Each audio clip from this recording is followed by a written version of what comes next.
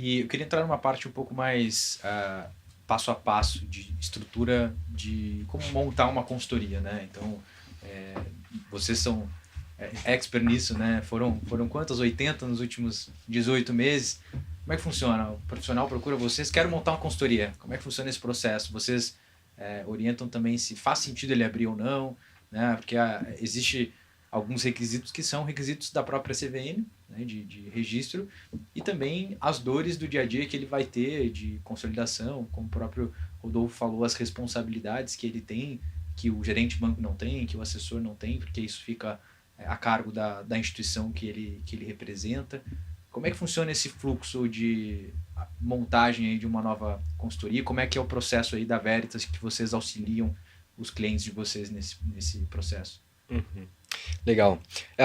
Como a profissão, a atuação do consultor, ela está em alta, também se gera muita curiosidade, interesse, vontade, o que é natural dentro desse mercado que está crescendo e que de fato ele não tem barreiras tão grandes de entrada, de início, de constituição de uma consultoria.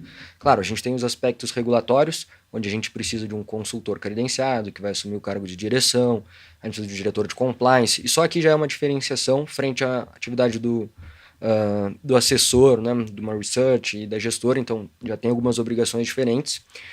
E além de todo o aspecto que a gente tem no sentido de atuação, de serviço, de asset location, de atendimento ao cliente, que muitas das vezes o profissional ele tem como base, aqui além de todo esse aspecto, ele ainda está empreendendo.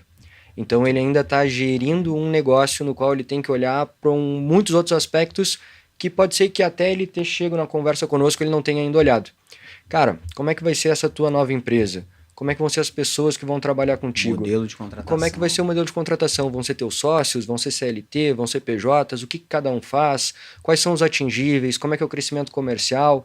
Então faz parte aqui do nosso papel explorar isso. Checklist já de todas as dores que ele vai enfrentar para... Exatamente. Então uma consultoria empresarial também, né? Exatamente. É verificar a possibilidade, abrir esse caminho e principalmente antecipar eventuais problemas que ele possa vir a ter. Né? Como é que vai ser o nome dessa consultoria? Esse nome é registrável? Tem algum conflito? Tem outra consultoria com esse nome? Essa consultoria está ok com isso? Então todo um trabalho de base que a gente consegue executar, fazendo as validações tanto regulatórias como também estratégicas e comerciais.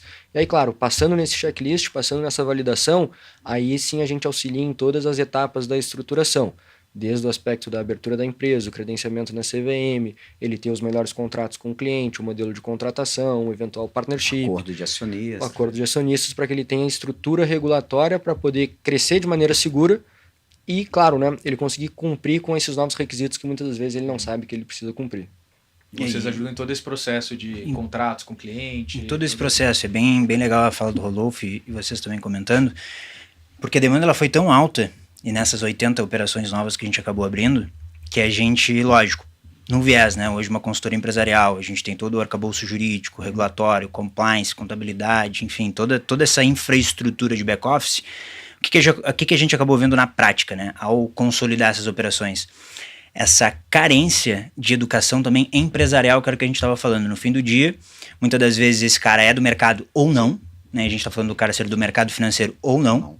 E ele está enxergando uma oportunidade dentro do business de consultoria de investimentos e ele quer empreender, como o Rodolfo falou. Mas no fim do dia, muitas das vezes, é a primeira vez que ele está fazendo isso. Então ele nem tem essa experiência, né? Ele nem sabe... Ele é um bom banqueiro, mas ele não é um bom empreendedor. Exatamente, muitas das vezes, e em regra, né, isso acontece, o cara ele sabe atender bem o cliente. Sim. Ele sabe trabalhar o cliente, mas ele nunca foi dono de um negócio. Nunca foi um gestor de pessoas, né? Como que ele lidera agora? Né? Como que ele organiza realmente esse time? Qual vai ser o modelo de negócios, como a gente estava falando? Qual vai ser o modelo de contratação, de expansão, de crescimento? Quais vão ser os canais de aquisição de novos clientes? Como que ele realmente faz esse negócio crescer? Escalar, né? Isso são muitas dores que os nossos clientes hoje acabam tendo, principalmente esse cara que está começando no mercado, que está empreendendo dentro do business de consultoria de investimentos, ele não sabe como fazer isso. Então a gente hoje suporta toda essa parte de infraestrutura. Então, constituição do CNPJ, toda a parte burocrática na CVM, toda a questão regulatória, o plugin nas corretoras, avança para a parte, como o Rodolfo falou, desde o nome, parte de identidade visual, parte do marketing site do cara, estrutura, faz a contabilidade dele, faz o financeiro, estrutura toda essa parte, só que o que a gente acabou criando por demanda dos clientes? A gente criou um curso voltado para a parte empresarial. Então, não um curso de CEA, de certificado, de certificação, ou ensinando ele a atender o cliente, mas sim essas rotinas, a alfabetização da rotina empresarial. Perfeito. O que ele precisa saber? O mínimo de contabilidade, o mínimo de tributário, o mínimo de contratos. Que ele não aprende nas certificações. O mínimo de comercial, como que ele estrutura, por exemplo, um setor comercial dentro da empresa dele. Então, isso foi algo que foi bem legal que a gente fez. E tem isso por demanda, logicamente, dos clientes. Isso está muito voltado realmente à nossa visão e à nossa missão dentro da Veritas, que é realmente entender o que o cliente está buscando. E através de ouvi-lo, consequentemente, trazer ali as soluções, né? Então foi bem legal porque foi uma demanda que os clientes nos trouxeram e a gente acabou fazendo. Legal. Hoje são 12 módulos que a gente tem dentro do treinamento ali do curso, e é bem legal porque realmente traz essa base para aquele cara que eventualmente nunca foi empreendedor e está querendo empreender dentro do mercado de consultoria. Então, além de dar toda essa base, como a gente falou, ainda entra toda essa também questão mais educacional para que ele consiga entender quais vão ser os desafios que ele vai estar enfrentando e até identificar muitas das vezes qual que é o perfil dele, né? Como a gente está falando aqui, quando vê eu sou um excelente banker mesmo. Então, cara, eu preciso ter alguém que esteja aqui comigo gerenciando o negócio, que seja de fato o gestor dessa operação, né? Então entra toda essa parte aí também. E Rodolfo, quais são hoje os requisitos básicos para eu montar uma consultoria? O que são exigências da CVM? E quais são os custos para eu colocar uma consultoria de pé, né, um MVP? E qual que é o custo de manutenção de uma consultoria hoje? Legal. O que a gente tem como basilar, né? Sem isso eu não consigo ter uma consultoria. Eu preciso ter aqui um aspecto intelectual de 2 pessoas. Eu preciso ter o meu diretor de consultoria e CVM 30, que vai ser o responsável pelo suitability dos clientes, que esse profissional, ele precisa ser um consultor, então ele precisa estar credenciado. Precisa ter a certificação. As devidas certificações que a CVM aceita. Exatamente, ele tem que ter ou CE, ou CNPI, ou CFA Level 2, CFP ou CGA. Então aqui já tem uma base regulatória que se o profissional não tem isso, já é um dos primeiros passos a ele começar a ir conquistando, né? Então, questão de investimento de tempo, de estudo, de certificação. Ele precisa se credenciar como um consultor pessoa física inicialmente, então ele precisa apresentar a CVM. Aqui eu quero ser um consultor, avalio o currículo dele, a capacidade profissional. Ao mesmo tempo a gente precisa de um diretor de compliance e também CVM 50. Superior completo também, né? Exatamente. E aqui, bem observado, Rafa... Qualquer área de atuação, né? Exato, qualquer área de atuação, mas já é uma diferenciação também da atividade do assessor, que hoje é nível médio, né? Então ele tem uma exigência, exatamente, de currículo um pouco maior. E o diretor de compliance ele tem requisitos um pouco menores, tá? A CVM não tem uma base regulatória muito ampla para trazer características para esse profissional, mas claro, né, é interessante que ele consiga entender as rotinas de compliance que uma consultoria precisa fazer. Ela tem um reporte direto ao COAF, ela tem que ter um controle dos clientes, dos dados cadastrais.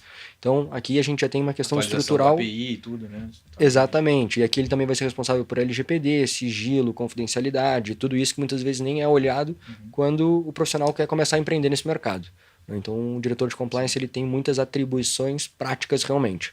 Então, só aqui já são 2 principais pontos, né? Perfeito. Além disso, ele precisa ter a abertura da empresa. Muitas vezes ele não consegue enxergar também essas rotinas já aqui fiscais, tributárias, contábeis, esse controle financeiro, como que vão ser feitos os pagamentos, essa empresa vai dar lucro, Tem não vai algum dar regime lucro. tributário específico para consultoria? Diferentemente das assessorias, as assessorias elas são excluídas do regime do Simples Nacional pela própria lei complementar, né, que foi trazida pela reforma. As consultorias elas não seguem essa regra, então a gente tem uma flexibilidade maior, pode aderir ao Simples Nacional, então a gente tem uma possibilidade tributária por enquanto não entra a reforma tributária a gente consegue aproveitar ainda esse aspecto, então já é um dos pontos positivos também na consultoria, frente ao aspecto tributário, até claro, ela ir passando por esses aspectos da progressão. Não. Mas o que eu acho interessante também é a gente falar de estrutura de custos. Tendo as pessoas, tendo a abertura da empresa, né, eu consigo flexibilizar e entender aquilo que de fato faz sentido para minha consultoria. Eu tenho aqui meus clientes, eles são multicustódia, ela está no modelo mais MFO, ele é um cliente que ele tem patrimônio offshore, ele tem patrimônio aqui no banco, corretora, 1 ou 2 corretoras, uma consolidadora vai fazer total sentido. Então eu vou precisar ter isso como base e ter essa tecnologia para poder ofertar para meus clientes. Não, a minha consultoria vão ser os clientes que estão dentro de uma corretora, dentro de um banco, mas eu tenho uma necessidade de explorar comercialmente, tenho aqui uma geração de leads. A gente tem muitos influencers que abriram consultorias e que tem uma capacidade de geração de leads muito grande. Vou precisar de um CRM, vou precisar de um comercial, vou precisar realmente também de um back-office. Né? Exatamente, Dos porque eu módulos. tenho mais rotinas, então eu vou precisar de um back-office para me ajudar também.